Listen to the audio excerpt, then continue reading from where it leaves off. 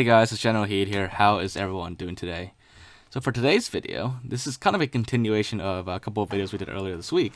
The first one was saving the Phantom on Oni Sword Base, where we saved it by knocking that little AA turret over there off its pedestal, and that prevented it from shooting the Phantom.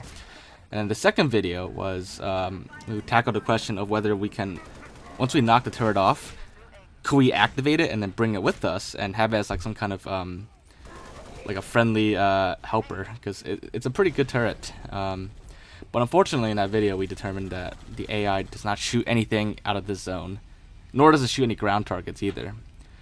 So with that, I got curious, what if I could go further with this? And with some simple mods, I took it further.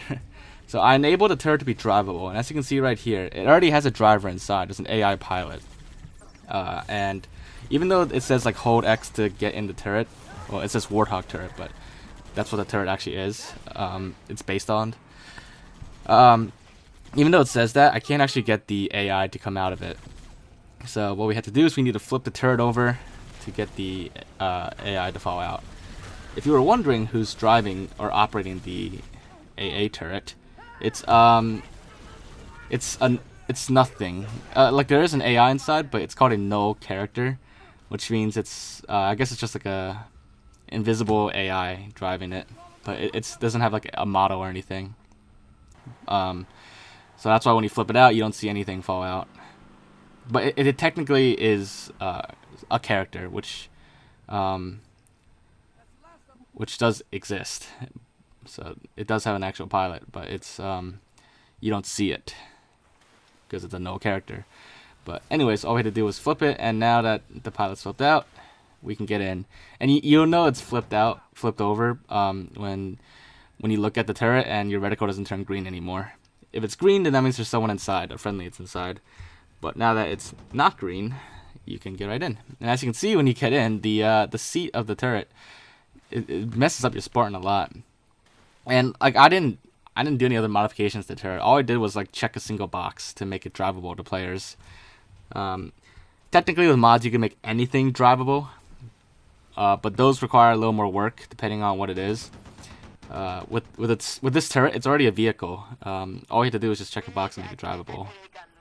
So yeah, but now you can see that we can indeed drive the turret, and of course it's stationary because it's just a turret, but we can now use it.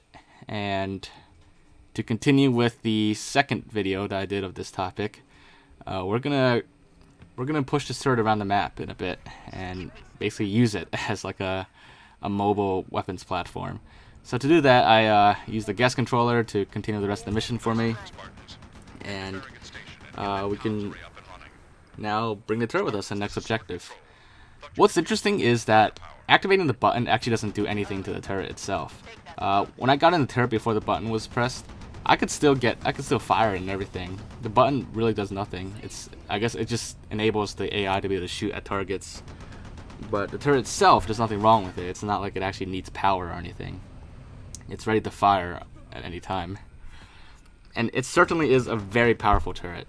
It shoots out really powerful explosive rounds, I would assume, that do a lot of damage. As you just saw there, it can shred apart like any ground vehicle in like a second or two. And against like actual like infantry, they don't even stand a chance against the turret, especially on easy difficulty. They just get like ripped apart by the turret. However, the turret, its accuracy is a little meh. It's like, I don't know, it's like sometimes it's like hard to shoot targets. I feel like a lot of bullets miss. And another interesting thing is the turret also does not overheat, so that makes us the best turret in the entire game.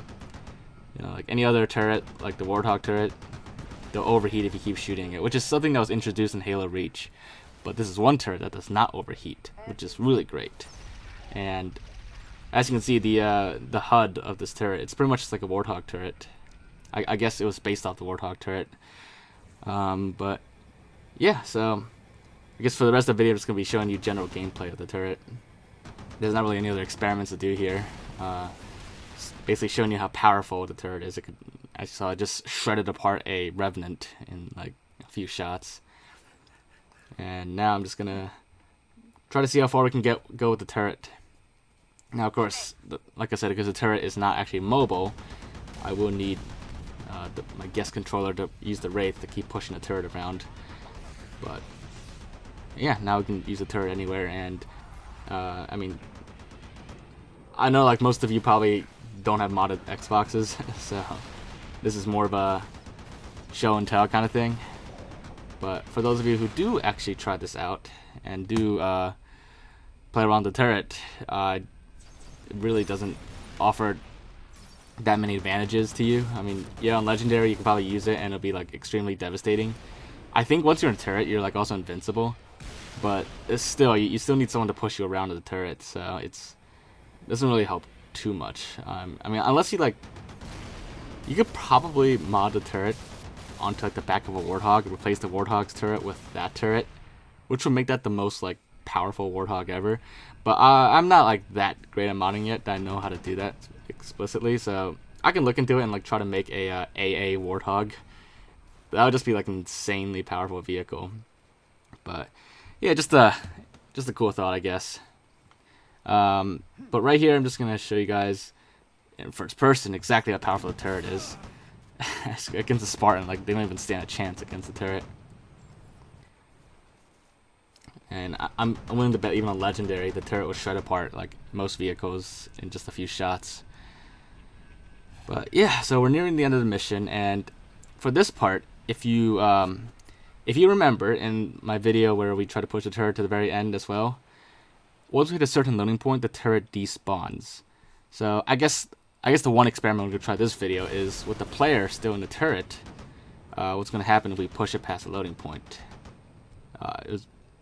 I didn't get my hopes up that we could bring it to the very end, but you know, I figured I'd try it anyways because for some reason we could bring it to the end because a player is still in a turret. And that'd be pretty cool if we could bring the AA turret to the rest of the mission. I mean, using it indoors would just be like very devastating. The turret has pretty good like angles so you can aim at. So even like in close quarters, the AA turret is actually still pretty good. But yeah, it's once you're indoors though and you have nothing to push it with, it's going to be pretty much impossible to move it around because a regular Spartan can't move the turrets. But anyway, so there's the loading point we hit, and the turret despawns even with the player still inside. So unfortunately, that's basically as far as we can go. That's all the fun we can have with the turret.